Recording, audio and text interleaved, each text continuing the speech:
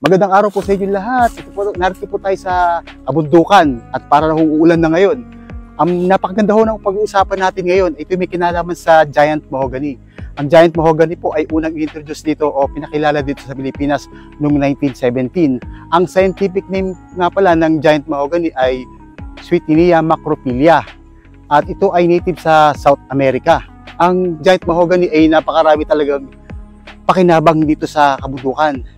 Pero malao nung napag-anuhan nila, ito pala ay nagiging invasive plants dito sa Pilipinas. Wala siyang pakialam sa mga puno na nasa paligid niya. Ang gagawin niya, basta tumubo lang siya at isang puno lang, mga kahani, isang puno lang sa kabundukan, kaya na nitong umanay. At alam niyo po ba, kapag ito ay namunga, ito ay magta-travel malayo dahil ang kanyang buto ay merong parang mga pakpak. Pag nahinog ang mga prutas niya, puputok yan sa itaas ng puno. Mantakin nyo naman mga kani, isang prutas lang ay may 6 to 2 na buto. Kung marami ang bunga, ay di marami rin yung mga buto at ihahangin yan hanggang sa malayo. Ang nakikita nyo po ay mga buto ng mahogany. Alam niyo, pag ito'y nahinog, itong buto ng giant mahogany, ito ay, yung tawag ito, parang siyang puputok siya. Pag natuyo siya, magbabagsakan ngayon siya dun sa paligid niya. At kahit parang ulan na, kahit isang puno lang, ay kaya na niya magparami. Kaya sa Malaon, taon nang lumipas dito sa Pilipinas, nung ipinakilala ito sa atin sa Pilipinas, nagiging invasive ito. Yung sa yung ecological balance or yung sa kalikasan ng kabundukan ng Pilipinas. Kasi dapat ang kabundukan sa Pilipinas ay merong yung makikita ka mga native exotic tree na tubo sa atin, apitong, dao, yung mga sinauna, nara, at marami pang ibang native o lawaan na native tree na tumutubo sa kabundukan. Pero nangyayari, nung pumasok itong tinatawag na giant mahogany, ito ay nagiging invasive. Bakit nagiging invasive ito? Kasi dun sa kalikasan, yung mga nabubuhay na mga ibon o yung mga bakterya sa paligid, mga uod, kahit anumang nabubuhay sa paligid ay lumalayo, kahit ibon pa. Bakit? Yung mononoid substance, at tinatawag na mononoid substance, ito yung parang mapait. Mapait sa dahon, mapait sa sanga, mapait sa ugat. At hindi lang yan. Kapag doon sa mga ugat niya, nagiging mapait yun. Kahit yung mga bakterya hindi makalapit. Kaya nga, nung nakikita, nung napatunayan ito ng mga eksperto dito sa Pilipinas, napatunayan nila ito yung invasive dahil pag dumami ito, wala nang karapatan yung ibang puno na tumubo. At alam po, pinakamahirap pa dito kapag pagka kayo may kalupaan din sa inyo, meron kayong sinasaka, meron kayong mga taniman ng mga ornamentals o yung mga gulay, pechay, wag kayong maghahalaman na katulad ng giant mahogany. Pero sa magtotroso, sa mga nagtitimber, pwede yan, kapakipakinabang. At saka, alam nyo yung mahogany, ito'y gamot din yan. Yung kanyang mga dahon, kanyang mga itong mga sanga, ito ginilalaga kasi mapait siya pagka niya. Sa mga punong kahoy naman yan, kapag sa paligid naman niya, yung mga ibon lumalayo. At saka lahat ng mga nabubuhay sa ilalim ng giant mahogany ay namamatay. Puro mga giant mahogany nila na nagtitira. Ang programa ng gobyerno ay reforestation. Ang nangyayari, reforestation sa mga katulad ng yung pinakilala sa Pilipinas yung giant mahogany dahil nakakalbo nga ang kagubatan ng Pilipinas. Pero nung Malaon, nagiging invasive na to. Pag na-cover na niya yan, lumipad na yung mga puto, akalat na yan kung saan-saan. Tandaan natin na kahit kabundukan yan, nakakalbo yan, at tanim mo lang yung, nabuhay lang yung giant mahogany, ito'y kumakalat sa pamamagitan ng buto. Kaya pakikita ko sa inyo, ito yung giant mahogany, nasa taas. Ito po, nasa taas. Ayan ang giant mahogany. Ayan, dito sa paligid to, puro mahogany yan. Dahil wala na nag-aalaga dito sa giant mahogany, itong mga giant mahogany, kumalat na siya. Makikita niyo sa paligid, oh. Ayan, kumakalat na yung giant mahogany. Pero nung Malaon, lahat yung mga bungang kahoy inaapektuhan. Lahat ng mga bungang kahoy nyo. Kaya nga po, sabi ko sa inyo na ito'y peste sa mga bungang kahoy, sa mga ornamental, sa mga gulay. Huwag kayong magtatanim ng giant mahogany dahil yung singaw niya ay mapait. Kumbaga, hindi na yung mga organismo sa paligid niya namamatay.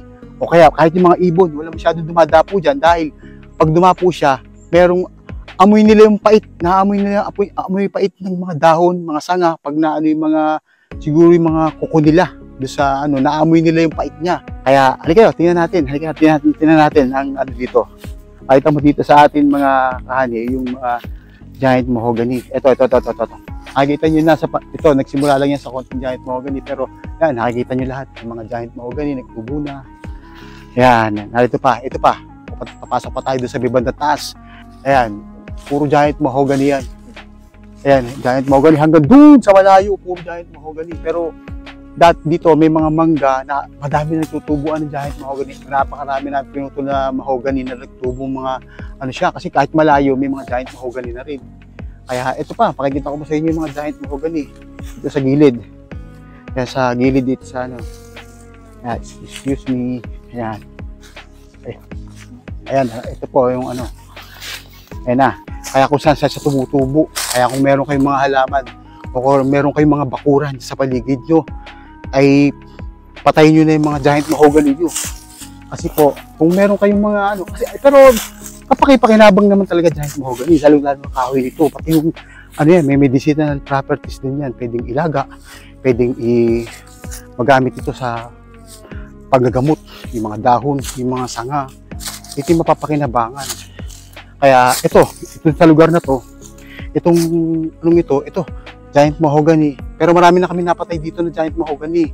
Ito sa may paligid, sa may taas, pinakataas pa. Meron pa hong giant mahogany. Pero ito, puputulin namin yan. Kaya puputulin namin to. Kasi nga, nakaka-apekto dito sa mga buwang kahoy. Kaya ito yung puputulin natin. Ito, putulin natin to. Uunahin natin to sa lugar na to. Pero tatlo to, puputulin to. Pero sana pag puputol kayo, ano yung pinakaugat kasi tutubo yan eh. Pero sa bagay, lagi kami na dito, kaya pag tumubo yan, kung tumubo man ito, ay puputulin na rin namin. Kaya ito, putulin natin itong isang ito. Maganda sana, pag puputol kayo, pati sana kasama yung ugat. Para hindi siya, ito, putulin natin. Malambot pa lang naman siya, kaya madali siyang putulin.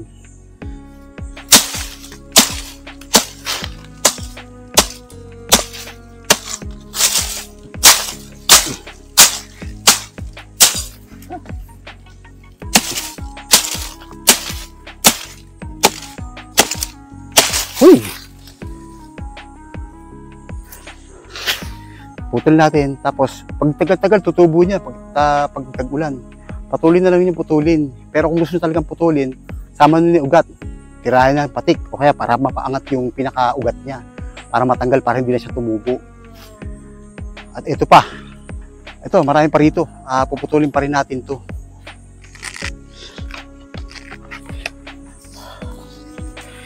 Kaya nga kahit saang lupalop ng kabundukan talaga, kapag meron talaga kayong giant mahogany, ay mahirapan talaga kayong maghalaman o kaya magtanim ng mga bungang kahoy kasi sasagabal to sa kanyang mga bunga. Madali siyang lumaki, madali siyang sakupin lahat ng mga paligid. Kaya nga sinasabi ko sa inyo na kailangan talaga putulin nyo na kaagad. Pero kung alam naman natin na maraming profit, kumbaga, pwede yung pakinabangan talaga. Pero kung may mga farm kayo na napapakinabangan yung mga puno, putulin nyo na lang ito para hindi makasagapan. Kaya nga ginagawa namin kasi para mamunga yung magbigay daan siya sa mga bungang kahoy. Kasi kung hindi nyo yan, magiging peste sa paligid nyo. Yan na lang ang tutubo. At saka nga, katulad na sinabi ko sa inyo kanina, yung monolith property, mapait yan. Na-irritable yung mga mga insekto. Lahat ng mga insekto. Kaya hindi na nagkakaroon ng balance hindi na nababalance yung kapaligiran nyo. Kaya namamatay lahat. Kaya ang mabubuhay na lang ang giant mahogany. Kaya, yun nga, kaya putulin na lang natin ito ng putulin kapag meron kayong mga bungang kahoy, ornamental, at saka mga gulay. Kaya ito, isa pa. Okay. At ito nga pala yung dahon ng giant mahogany. Malaki nga pala ang giant mahogany, yung dahon niya. Pantay-pantay lang yung dahon niya, tapos meron isa dito sa gitna. Yan lang ang pagkakaayos ng dahon, kaya makikilala o malidistinguish nyo ang giant mahogany. At sana po, hanggang dito na po. Sana po nakapagbigay ako ng konting kaalaman sa inyo sa paghahalaman ninyo. At maraming salamat po sa patuloy na pagsuporta sa aming munting channel. Kung meron pong mahogany tree sa bahay nyo, sa bakuran nyo na nakahalang, edi putulin nyo na kagad. Dahil ito po ay nagiging peste sa inyong paghahalaman o lalo na kung meron kayong farm. Hanggang sa muli po, maraming salamat po. Itapon na natin itong mahogany. Tapon na natin ang mga galing. Yung putol na yan. Hanggang sa muli po. Paalam.